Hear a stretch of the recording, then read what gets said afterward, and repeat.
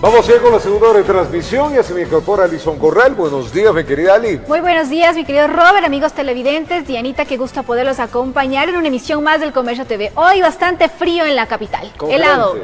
Sí le veo que estuvo congelado. Congelado, todo congelado. Imagino que más de uno también estará tomando las previsiones. Fin de semana estuvo muy frío, Quito. Llovió bastante. Frío. Triste estuvo el fin de semana. Sí, como que octubre está tristeli. Así es, como que llora bastante.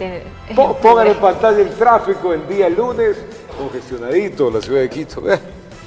Trébol, lleno de tráfico.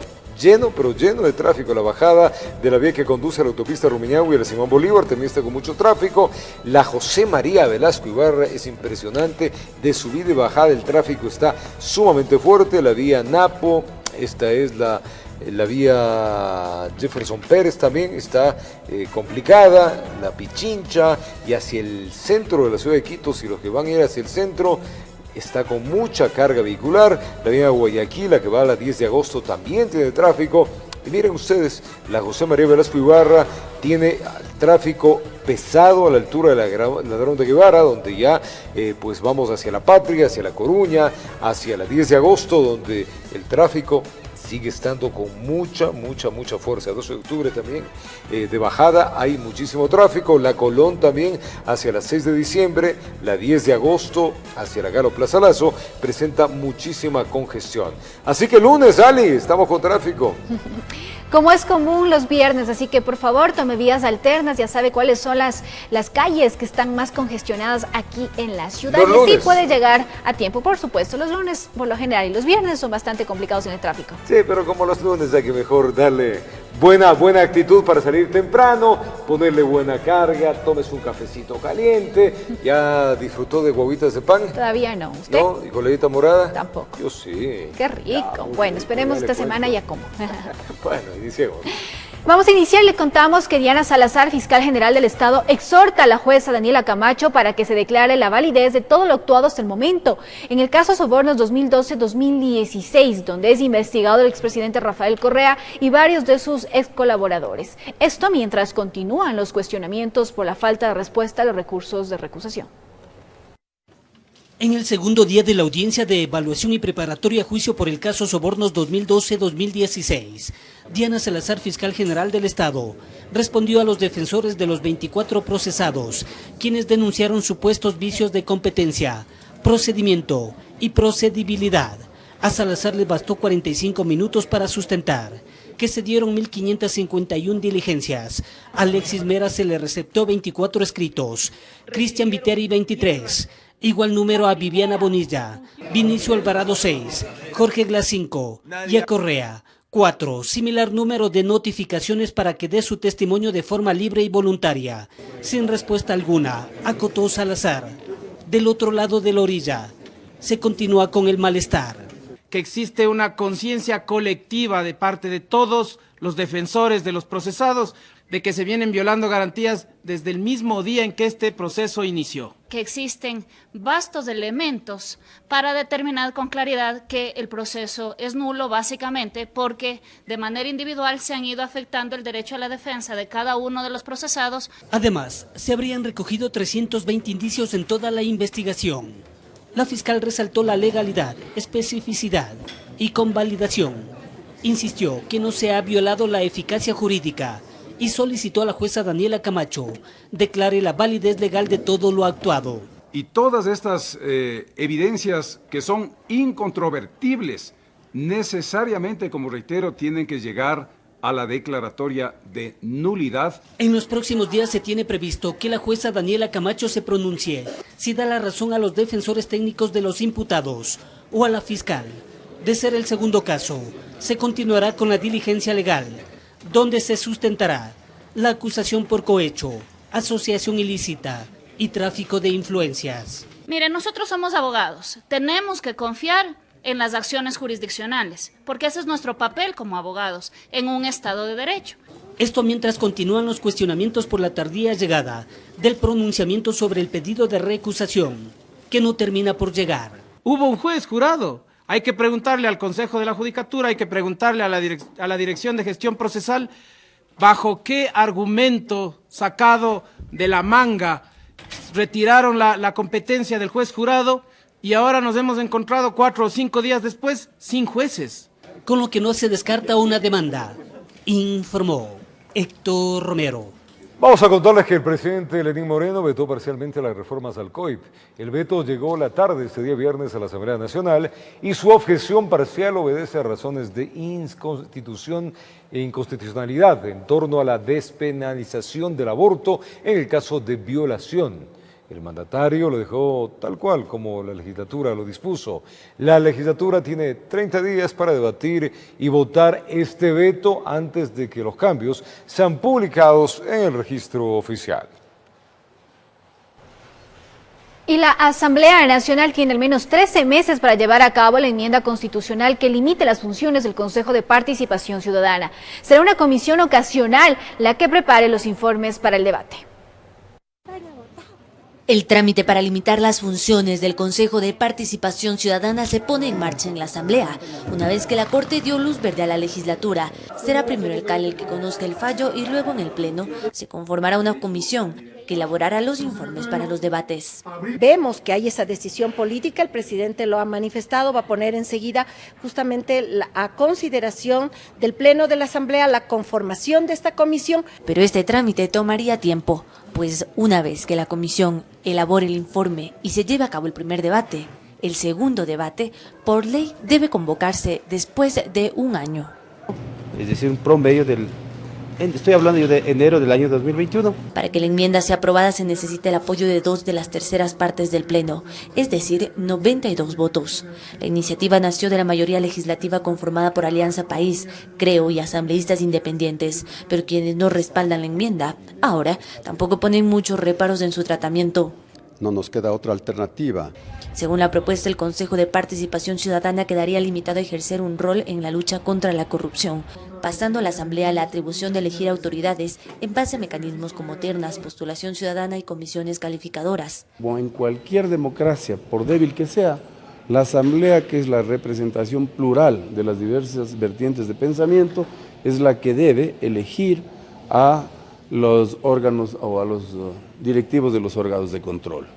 Esta propuesta no se contrapondría a iniciativas ciudadanas que también se llevan adelante para la total eliminación del llamado quinto poder del Estado, informó Carolina Basante. Queremos invitarles en nuestro segmento del invitado junto a Miguel Rivadeneira. Entrevistará a Luis Pachala, asambleísta de Creo, con quien se analizará la protesta nacional, derechos y excesos. Así que recuerde que le invitamos 7:30 de la mañana con Miguel Rivadeneira. Quienes tengan ingresos mayores a los $100,000 al año no tendrán derecho a la deducción del impuesto a la renta. El subsidio a los combustibles se focalizará, no se incrementará el IVA, pero sí habrá nuevos impuestos a las fundas plásticas y para los cigarrillos electrónicos. Así lo anunció el presidente en cadena nacional en el marco de las reformas tributarias. Los principios. El presidente de la República, Lenín Moreno, se dirigió al país la noche de este 18 de octubre. Aquí se pronunció sobre el subsidio a los combustibles. Vamos a discutir para llegar a un acuerdo sobre cómo focalizar los subsidios. El nuevo decreto tiene que contener una política de subsidios de combustibles, una política que se ajusta, que sea eficiente, que proteja a los más pobres y que destine buenas partes de los recursos precisamente en su beneficio. El mandatario explicó los puntos más importantes que contiene el paquete de reformas tributarias que llega a la Asamblea luego de la intensa jornada de protestas. Primero, no subiremos el IVA. Segundo, facilitaremos la vida de los emprendedores con eliminación del anticipo al impuesto a la renta y la eliminación de la obligatoriedad a 100,000 agentes de retención. Además, vamos a tener una implementación de un esquema de facilitación tributaria para los microempresarios. Crearemos un sistema simplificado de incentivo a los exportadores con énfasis en las medianas y pequeñas industrias. Tercero, pediremos a los que más tienen que paguen más. Quienes tengan ingresos mayores a $100,000 al año no tendrán derecho a las deducciones de impuesto a la renta en gastos personales. Las empresas que tienen ingresos de más de $1 millón al año harán una contribución que nos permitirá recaudar $532 millones en los próximos 3 años. En la reforma se contemplan al menos 2 impuestos. Pondremos nuevos impuestos a productos como fundas plásticas e insumos para cigarrillos electrónicos. Además, habrá incentivos para las empresas afectadas por las manifestaciones. Para las empresas que se encuentran en las provincias de la Sierra Centro, las más afectadas por los incidentes de los últimos días, reduciremos la tarifa del impuesto a la renta para el año 2020. Con ello podrán conservarse las plazas de empleo.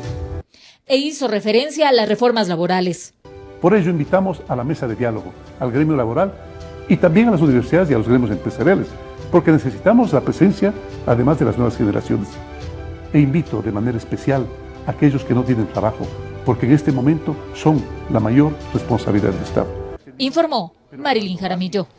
La reforma tributaria enviada por el gobierno a la Asamblea Nacional tiene que ver con la eliminación del anticipo del impuesto a la renta y la obligatoriedad de su pago a 100.000 pequeños emprendedores. Además, implementa un esquema de facilitación tributaria para los microempresarios. Veamos. El proyecto de ley de crecimiento económico, que contiene reformas tributaria y al Código Monetario, fue entregado en la Asamblea Nacional. Este proyecto de ley tiene 3 componentes estructurales. El primero es un componente tributario, el segundo de sostenibilidad fiscal. Por el lado del Código Monetario y Financiero, también es importante mencionar que la reforma apunta hacia una estructura institucional óptima para garantizarle al Banco Central más autonomía y que eso a la vez pueda ser un blindaje de la dolarización. Va a ser convocado el CAL a fin de que califique el proyecto y lo direccione como corresponde. Entre los puntos que propone la ley está la eliminación del anticipo del impuesto a la renta, facilidades para las pequeñas y medianas empresas, así como la devolución simplificada de impuestos para exportadores. Se estructura un incentivo que permite fomentar la entrada de divisas al país. Quedarían exonerados del pago del impuesto por 5 años las inversiones nuevas y productivas fuera de Quito y Guayaquil, relacionadas a servicios de infraestructura hospitalaria, servicios educativos, servicios culturales y artísticos. Eliminación de la obligatoriedad de la retención en la fuente para cerca de 100.000 empresas que son en esencia MIPYMES, para restarles la carga que tengan operativa y la carga administrativa. Por otra parte, el aporte de las compañías será entre el 0.1% y el 0.2% y quedan exentas de pago alrededor de 41.000 firmas, mientras que 10.000 abonarán un total de 532 millones en 3 años. Lo que se ha hecho es un esquema gradual que permita que las empresas que más ingresos tienen sean las empresas que más aporten. En referencia al impuesto a los consumos especiales para el cigarrillo electrónico, las bebidas gaseosas, bebidas energizantes, entre otros, esta normativa trae también algunas modificaciones. Con el 10% se graban los servicios de telefonía móvil y planes que contienen comercialización únicamente de voz, datos y mensajes del servicio. Todas estas normas vienen acompañadas de las reglas macrofiscales que están a nivel del Código de Planificación y Finanzas Públicas. Informó Patricia Aldaz. Y la dirigencia del Frente Unitario de Trabajadores anuncia una movilización para el 30 de octubre. Según señalan, el motivo sería la respuesta del gobierno por aplazar la reunión con este gremio. Tras el fallido diálogo de este jueves, la dirigencia de los trabajadores anunció su descontento. El gobierno nacional del señor Lenín Moreno Garcés se ha burlado de la Organización Internacional del Trabajo, de las Naciones Unidas, de la Conferencia Episcopal y de los trabajadores, al negarse a dialogar para resolver los diferentes problemas que hoy aquejan a la sociedad ecuatoriana. Por ese motivo, hacen un llamado a diversos gremios a una cita establecida para este 30 de octubre. Que para ir al diálogo nacional es necesario que se deje de lado los juicios penales que fueran anunciados en contra de los dirigentes de la CONAIE y de igual manera el juicio que está planteado contra el presidente del FUD, el compañero Mesías Tatamuez. De su parte, la ministra del Gobierno, María Paula Romo, aseguró que no habrían motivaciones reales para esta nueva acción. Que el Frente Unitario de Trabajadores pretenda anunciar una nueva medida de hecho como consecuencia de nada. De nada. Es otra vez una paralización o una movilización del por si acaso, digo yo. No puede ser. Yo creo que esto no ha sido bien visto por la ciudadanía y sobre todo por aquellos sectores que dicen representar. Hoy los ciudadanos de Quito y del país necesitan trabajar y esforzarse el doble para recuperar todas las ganancias perdidas de estos días de paralización. Informó José Morales. El defensor del pueblo, Freddy Carrión, se reunió en Guayaquil con representantes de distintos gremios sociales para avanzar en la investigación de la comisión que busca esclarecer las aprehensiones y fallecimiento de personas en el marco del paro nacional. Veamos. Dadas las manifestaciones que se registraron a nivel nacional, la Defensoría del Pueblo ha elaborado un informe con datos recolectados del 3 al 13 de octubre, en el que arrojan información como el número de detenciones en el marco del paro nacional, tomando en cuenta 18 provincias del país. Señalan que hubo un total general de 1.192 aprehendidos.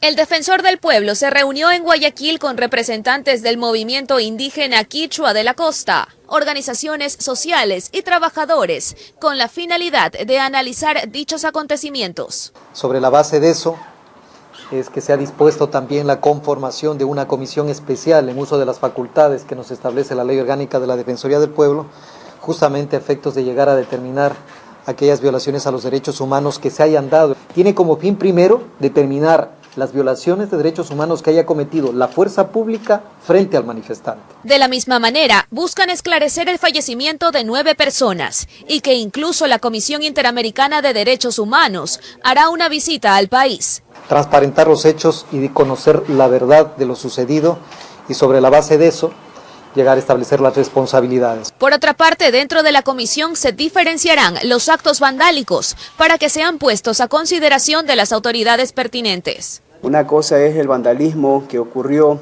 fuera de los tiempos y fuera de los momentos en donde se desarrollaban las movilizaciones, y en el caso nuestro fue una movilización pacífica. Hay persecución, no sé si decirlo política, pero hay mucha persecución a nuestros compañeros dirigentes, nos solidarizamos con ellos. Luego de 90 días presentarán los resultados de la investigación, informó Adriana Peralta.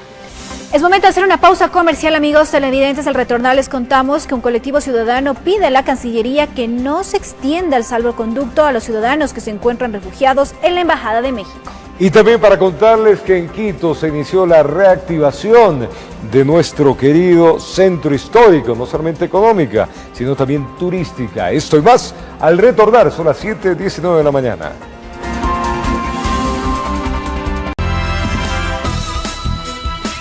Continuamos con más información. Al menos 8 ecuatorianos, entre ellos 3 legisladores, se encuentran refugiados en la Embajada Mexicana en Quito. El colectivo Dignidad Ciudadana le pide al canciller José Valencia no extender el salvoconducto para quienes se encuentran en calidad de refugiados. Esto con el fin de que respondan a la justicia. Son integrantes del colectivo Dignidad Ciudadana.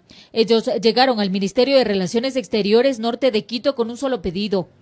En el documento dirigido al canciller José Valencia señalan no extender el salvoconducto a los asambleístas y cónyuges de los mismos que se encuentran refugiados en la Embajada de México, para que de esta manera no puedan salir del país, y de darse el caso de un proceso de investigación por parte de la Fiscalía, puedan presentarse ante la justicia ecuatoriana y ser procesados en el Ecuador. Vemos que no hay causales para pedir ese asilo político que están buscando ellos por persecución política, y de no haber esa causal, pues no tiene por qué entregarse un salvoconducto para que salgan de ahí. En la Embajada de México en Quito se refugian en total 8 ecuatorianos. Los asambleístas principales Gabriela Rivadeneira, Soledad Buendía y Carlos Viteri, así como sus cónyuges, el alterno Luis Fernando Molina y el procurador síndico de la Prefectura de Pichincha, Leonidas Moreno Ordóñez.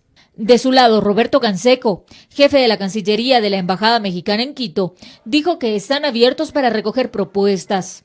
Los cuestionamientos de las personas que están reunidas aquí hoy, para transmitirlos al gobierno de México.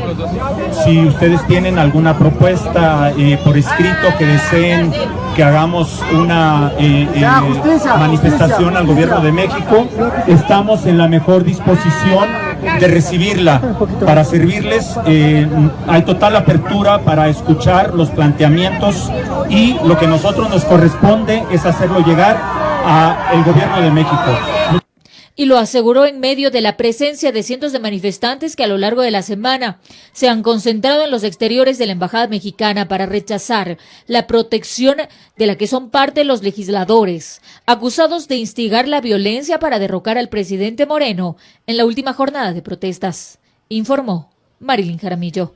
En el distrito metropolitano de Quito se inició el proyecto de reactivación económica del centro histórico. Todas las instituciones municipales trabajarán en la construcción de planes que revitalicen esta zona.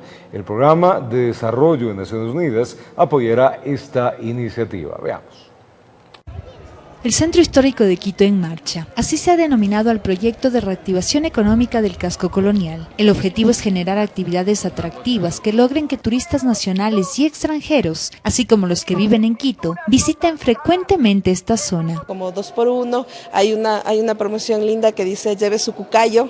Además, es importante el enfoque que se está dando, que es a 3 segmentos: el trade, que es la industria turística, la prensa y el consumidor final. En el proyecto se contemplaron a todas las actividades económicas de este sector, por lo que el Cabildo construye alianzas con empresas privadas y organismos internacionales que aporten con planes de crecimiento sostenible. Comerciantes históricos que no pudieron venir y ejercer sus actividades económicas. Tenemos el caso de un comerciante que se le llevaron su kiosco y está buscando su kiosco para ver si puede volver a sus actividades. Pese a los 11 días de protestas y vandalismo en el centro histórico, existen varios turistas quienes, maravillados, mencionaron la belleza arquitectónica del primer patrimonio cultural de la humanidad. La riqueza histórica que tiene la compañía es espectacular, la iglesia de la compañía. En tanto, los comerciantes del casco colonial no pierden el ánimo para continuar construyendo una ciudad cuyo propósito es incentivar el turismo a gran escala. Quito siempre florece. Quito siempre ha sido un sitio de paz. Informó Sofía Vintimilla. Y el presidente de la República, Lenín Moreno, realizó sus actividades en el Cantón Nobol. Allí volvió a cuestionar a los grupos identificados como correístas, a quienes responsabilizó de los desmanes generados durante las jornadas de protestas en contra de las medidas económicas. Aunque no dio nombres, lanzó sus acusaciones en contra de los grupos identificados con el expresidente Rafael Correa. Lamentó la participación de agrupaciones indígenas con estas marchas. Sin duda alguna la arremetida fue fuerte, porque los correístas pagaron a las bandas criminales de Quito para que salgan a asaltar, para que salgan a lesionar. Lastimosamente los indígenas estuvieron acompañando. El primer mandatario hizo énfasis en que estas movilizaciones fueron apoyadas desde el extranjero y que incluso la logística aplicada corresponde a grupos que ya han provocado el caos en otros países. Los hermanos venezolanos son nuestros hermanos como todos los seres humanos de la tierra, pero con ellos vinieron no menos de 200 o 300 criminales específicamente enviados por Maduro y por Correa para hacer el golpe de Estado. Estas declaraciones las hizo desde la comuna de Petrillo en el cantón Nobol, provincia del Guayas, en el marco de la entrega de una urbanización que forma parte del Plan Casas para Todos. Qué hermoso saber que sus hijos ahora tienen un patrimonio que les da seguridad, confianza, seguridad para el futuro, pero que además consolida el sentimiento familiar. Se trata de 254 viviendas nuevas que benefician a 1.100 personas. La inversión total ascendería a $7 millones. Con esta nueva entrega se completa un total de 44 urbanizaciones en 17 provincias. Informó José Morales. Distribuidores de combustibles del Ecuador presentaron su malestar por el inmediato cambio del precio de la gasolina extra, Ecopaís y diésel tras la emisión del decreto 894. Por otra parte, pidieron ser incorporados a los diálogos que permitan recoger los criterios para elaborar el nuevo decreto de focalización de subsidios. Veamos. La queja de los distribuidores de combustibles es clara. Argumentan que cuando se publicó el decreto 883, mismo que viabilizó la eliminación del subsidio a la gasolina extra, Ecopaís y el diésel, el valor para ellos también subió. Cuando se dio la noticia del incremento de los precios fue con 2 días de anticipación. Los stocks de las gasolineras bajaron prácticamente a cero.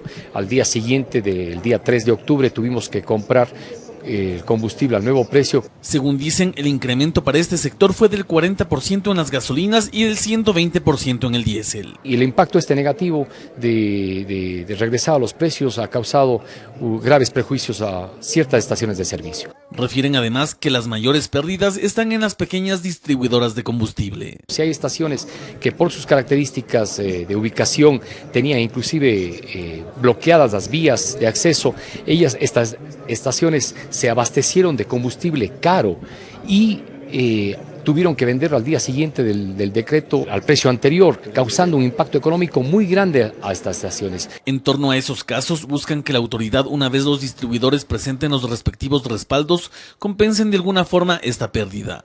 Esta asociación también solicita ser incorporada en los diálogos que permitan recoger los criterios para la elaboración del nuevo decreto, en donde se asegura existirá una focalización de los subsidios. Porque si es que hay decisiones que van a afectar a la operación y a la administración de una estación de servicio, tenemos nosotros, con la experiencia y con el conocimiento que tenemos, indicar que esto puede ser o no puede ser posible, dependiendo de justamente la instrumentación que quiera darse y la aplicación que quiera darse en la eliminación de los subsidios. Estas declaraciones se hicieron en la Asamblea Nacional de Distribuidores de Combustibles del Ecuador, misma que se desarrolló este viernes en la ciudad de Quito. Informó Javier Rosero. Y en el hospital de la policía de Quito, alrededor de 180 uniformados fueron atendidos con heridas graves durante las protestas. El policía, que fue impactado por una bomba molotov, sigue hospitalizado y presenta quemaduras en más del 40% de su cuerpo. Prendido en llamas. Así quedó un policía tras ser impactado por una bomba molotov en la jornada de protestas el pasado 9 de octubre en el centro de Quito.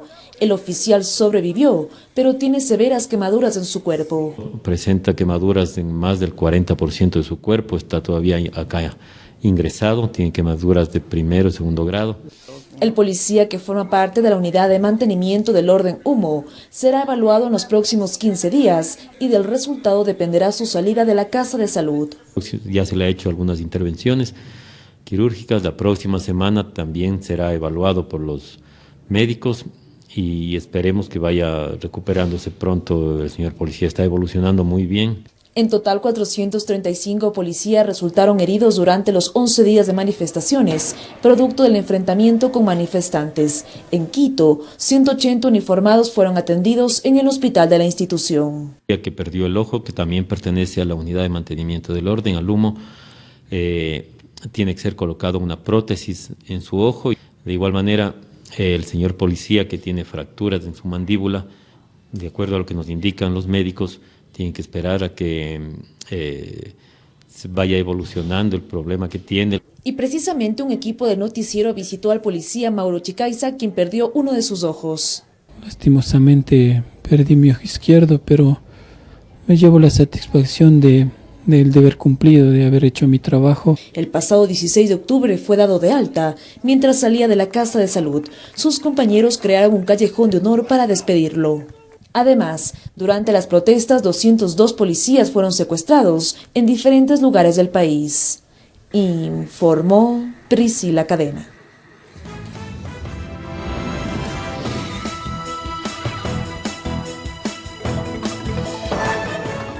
Un feliz lunes, un feliz inicio de semana a los televidentes de Televicentro, Noticiero El Comercio TV, y a los oyentes de Platinum FM y Radio Quito, La Voz de la Capital.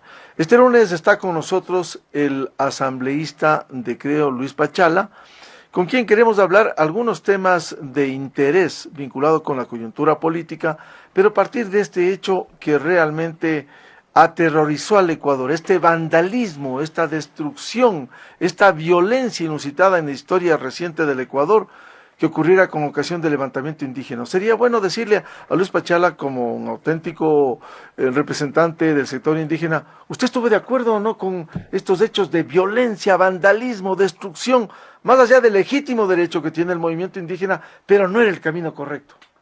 Buenos días, Miguel, y buenos días al Ecuador entero. El movimiento indígena tuvo un solo objetivo, el objetivo de derogar el 883. Pero no estaba en la agenda ni la desestabilidad, ni el golpe de Estado, ni el vandalismo, ni el violento, ni la violencia, ni quemarte el Amazonas, ni quemar la Contraloría, ni quemar tampoco o atentar al comercio. Yo creo que en todo el proceso de la movilización, porque las armas del movimiento indígena para lograr un objetivo, sus derechos, son la movilización, el levantamiento, el paro, la resistencia, colectiva, artículo 98 que dice la Constitución. Pero creo que a tiempo, y eso saludo, cuando ya se veía empañado el tema, cuando existió la guerra de guerrillas, es decir, gente del expresidente Correa, guerra de guerrillas, en cada esquina, ni siquiera la población quemando llantas, asustando de que los indígenas que eran los que venían a saquear, es decir, tratando de culpar, tratando de aprovechar esta oportunidad. Entonces, saludo de que muchos compañeros de la dirigencia indígena se dieron cuenta y era necesario precisar el diálogo.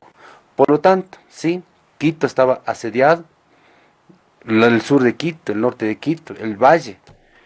Y justamente también, mi querido Miguel, quiero contarle, habían voces de que también ese día, justo, querían que la Asamblea Nacional sesione. ¿Cómo es posible que nosotros íbamos a sesionar si nuestros asambleístas estaban en las provincias? Bueno, vamos a hablar de la posición de la Asamblea Nacional, porque usted también es asambleísta. Usted dice que no estuvo en la agenda este vandalismo, destrucción, destrucción de la Contraloría. Sin embargo, sí estuvo en la agenda lo que destruyeron, tubería de agua potable, perjudicando a más de 200.000 personas en Ambato, en Riobamba. Estuvo en la agenda eso, porque fueron indígenas, destruir los bienes privados, tratar mal a quienes trabajan en florícolas, destruir vehículos. ¿Estuvo en la agenda o no? El movimiento indígena tiene que hacer una seria evaluación de lo ocurrido. Ciertamente comparto la gran preocupación que tuvieron los quiteños. Y el movimiento indígena también, luego de hacer una evaluación, tiene que tomar decisiones de qué era la agenda propia y de qué no era la agenda propia. Usted debe saber y los quiteños deben saber. Durante 12 años a nadie Correa dejó protestar. Y como que hoy esa olla de presión se explotó. Pero a pesar de que esta olla de presión se explotó, no se justifica. Y por eso la Asamblea Nacional condenó enérgicamente estos actos de violencia contra Quito, contra la libertad. La libertad es quien quiera protestar, que proteste. Quien no quiera protestar, no proteste. Pero lo curioso es que Correa les persiguió, criminalizó la protesta y resulta casi que en algún momento estaban juntos con la violencia. Ya creo que lo explicó Salvador Quispe, lo denunció. Salvador Quispe lo explicó Lourdes Tibán, que hay un grupo de compañeros correístas indígenas que tienen su agenda e indudablemente otro grupo con objetivo macro y el objetivo más común que era la derogatoria del 883. ¿Cuáles son los dirigentes indígenas que están con el correísmo plenamente identificados? Bueno, yo soy asambleísta, no soy parte de la dirigencia del movimiento indígena, serán quienes puedan dar la explicación. Luego de la evaluación, hoy conozco y hay una carta pública de disculpas, en este caso al presidente de la República, cuando en un momento eufórico pues cometió también una acción de discriminación, en este caso porque el artículo 66 de la Constitución establece de que nadie puede ser discriminado por raza, color, ni religión, ni estado físico, y por lo tanto nosotros como indígenas, como pueblos indígenas, sabemos, muchos años olvidados, muchos años marginados. Sí. Bueno, está represada la pobreza, está en el agro, no ha atendido pobreza. El Estado. Pero déjeme decir una cosa, la carta del señor Jaime Vargas, presidente de CONAIE, es una disculpa forzada. Él no pide disculpas al país por la violencia. Dice, si haber usado ese lenguaje requiere que yo me disculpe, lo acepto y lo hago con todas las personas a quienes esto haya ofendido. Es decir, no dice, cometimos un error y simplemente pedimos disculpas. Si es que hubiésemos ofendido, pido disculpas, dice. ¿Ofendieron o no? Hay que ser directo. Creo que la forma como se lo refería el presidente de la República no fue la adecuada. Hay que ser directo. ¿Cómo dejó a oficiales de la policía? Bueno, mutuamente, tanto si es que pero no en el ágora de la Casa de la Cultura, cuando no hay provocación, no existe nada de estos temas. Hubo, en este caso, empañamiento de todo el proceso de la lucha del movimiento indígena pues en este caso de parte del correísmo. El correísmo quiso aprovecharse y ahí están las pruebas contundentes. Y en la Asamblea Nacional, nosotros firmes, hemos reconocido la protesta social como manda la Constitución, pacífica, como manda respetuosa, respetando el derecho a la libertad, pero también hemos condenado duramente aquellos actos. Por eso también he mandado una carta al comercio, como jefe de bancada del movimiento Creo, Ciari Amauta, indudablemente, primero solidarizándome, y por otro lado, diciéndoles de que no nos pueden acallar la libertad de expresión. Es lo más sagrado. La democracia es el bien más común de todo el país, y eso hay que defender, y nosotros como Asamblea incluso hemos hecho una resolución para blindar la democracia, la libertad, y sobre todo para nosotros tener mejores días a futuro, tenemos que cuidar la democracia. Asambleísta Pachala, en la Asamblea es verdad, le pregunto, que había una conspiración en marcha cuando los correístas, no sé si la asambleísta Gabriela Rivadeneira, hoy que se corrió a la Embajada de México, no estaba recogiendo firmas, y se menciona, esto no se ha corroborado, pero se menciona que el correísmo con un sector del morenismo estaban trabajando para ir a una reunión posiblemente el sábado en medio de la violencia para aplicar el artículo 130 de la Constitución. Todos nos han dicho a la Asamblea Nacional que hemos sido vagos, no nos hemos reunido, que fue irresponsable, hubo inacción de la Asamblea Nacional y con una acción de la Asamblea esto podía haberse parado. Eso dice la gente común y corriente. Pero no se dan cuenta, yo les voy a leer el artículo 130 de la Constitución. La Asamblea dice podrá destituir al presidente o a la presidenta por las siguientes causas. Por arrogarse funciones. 2. Por grave crisis política y conmoción interna. Los ciudadanos deben saber que atrás de ello estaba indudablemente el grupo de la Revolución Ciudadana queriendo desestabilizar. Y es público la declaración de la señora asambleísta Gabriela Rivadeneira. Es público. Primero, pidiendo al presidente de la Asamblea Nacional que se convoque a una sesión extraordinaria y recogiendo firmas para indudablemente la convocatoria. El bloque Creo y muchos asambleístas de casi de todas las bancadas no nos prestamos porque somos demócratas. Entonces, cuando se escuchó presiones para que el presidente de la Asamblea Nacional convoque justo el sábado. ¿Por qué el sábado? El sábado era cuando hubo que ya envenenan el agua, que causan el pánico a Quito, hace una especie de conmoción. Es decir, ¿estaba concertada la conspiración? Estaba concertada. ¿Y cómo nosotros, asambleístas, demócratas, vamos a prestarnos a aquella decisión? Yo sí le digo claramente, la Asamblea actuó con responsabilidad, con madurez, y sobre todo... Aunque sea tardíamente. Tardíamente, lo mismo que resolvimos el día miércoles, lo mismo íbamos a resolver, porque no es nuestra facultad derogar. Una cosa resolver el miércoles que antes cuando el país se estaba incendiando. Por supuesto, era poner más gasolina, era más caotizar, y otra cosa, no es nuestra facultad derogar el 883, lo que podíamos haber hecho es simplemente pedir al presidente que revise, exhortar. Yo exhorto no significa obligación. Lo que hemos resuelto el día miércoles íbamos a resolver también la semana anterior, pero con la diferencia que en la semana anterior hubiese habido, claro, cancha, palestra, para que los coristas digan lo que quieran, ustedes saben, y ahí hubiese existido una moción previa de destitución, de aplicación, y eso significaba causar más crisis. Ya falta 15. Y la dirigencia indígena, mientras tanto, dilatando el diálogo, si es que el sábado se instalaba la asamblea para tratar de destituir al presidente. Por favor, ¡qué vergüenza! Por favor, 15 meses le falta al señor presidente Moreno. Nosotros somos bloque Creo, Ciari Amauta, somos oposición. Somos oposición. Nosotros estuviéramos golpeando las manos. No, señor.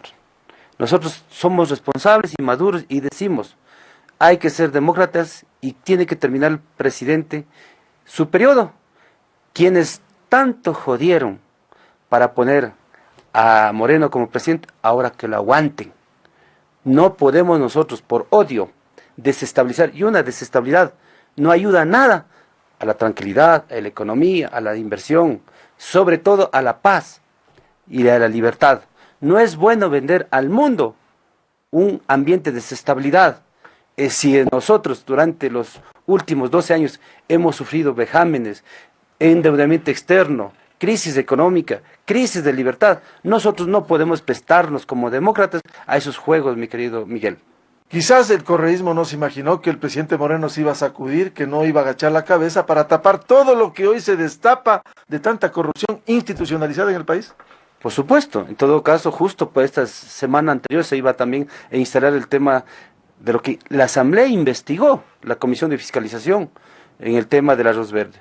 Yo no sé, que quieren tapar por todo lado, quieren cuidarse por todo lado, quieren actuar por odio. Responsabilidad de la Asamblea que tiene que fiscalizar eso. No podemos, nosotros hemos fiscalizado y ya tenemos una resolución como Comisión de Fiscalización, hemos mandado ya a la Fiscalía todos los casos correspondientes y la Fiscalía en este caso se siente respaldada por la Asamblea Nacional para que tome las decisiones pertinentes.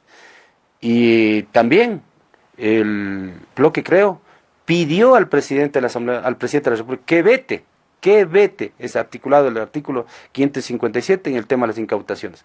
Muy de acuerdo. Y ha venido ya el veto del Código Integral Penal. Saludamos ese veto, sobre todo el tema de las incautaciones. Vamos a votar y vamos a pedir que se acelere los procesos para que se elimine las pensiones vitalicias del presidente de la República y también, si es posible, estudiar y trabajar en el tema de la reducción de los asambleístas. Los asambleístas de este periodo... ¿Y reducirse el sueldo también? Por supuesto, con todo el gusto. Y lo más importante, hemos sido garantes de la democracia, mi querido Miguel. Bueno, ¿falló la dirigencia indígena a su criterio? Yo pienso de que la dirigencia indígena pensó en las bases, en principio tuvo el sentido común, el exigir los derechos. Pero estuvo codeándose con el correísmo. Exigió el derecho, pero en el proceso, creo que al evaluar, la dirigencia indígena tiene que dejar al lado cualquier síntoma o cualquier proyección electoral. Las bases no perdonan. Los indígenas no perdonamos cuando a costilla de nosotros se aprovechan cualquier proceso a futuro electoral. Tienen que ser serios, tienen que evaluar y luego de evaluar, pues indudablemente tienen que corregir lo que tienen que corregir y no empañar los sagrados procesos del movimiento indígena, que es sobre todo el respeto y sobre todo el tema de los derechos colectivos. Luis Pachala, asambleísta de Creo, dirigente indígena, en el noticiero El Comercio TV a través de Televicentro este lunes. Un feliz inicio de semana. Y en las radios Platinum FM y en Radio Quito continuamos este diálogo con el asambleísta Luis Pachala, y quienes deseen ver las entrevistas en la página web de El Comercio. Muy buen día.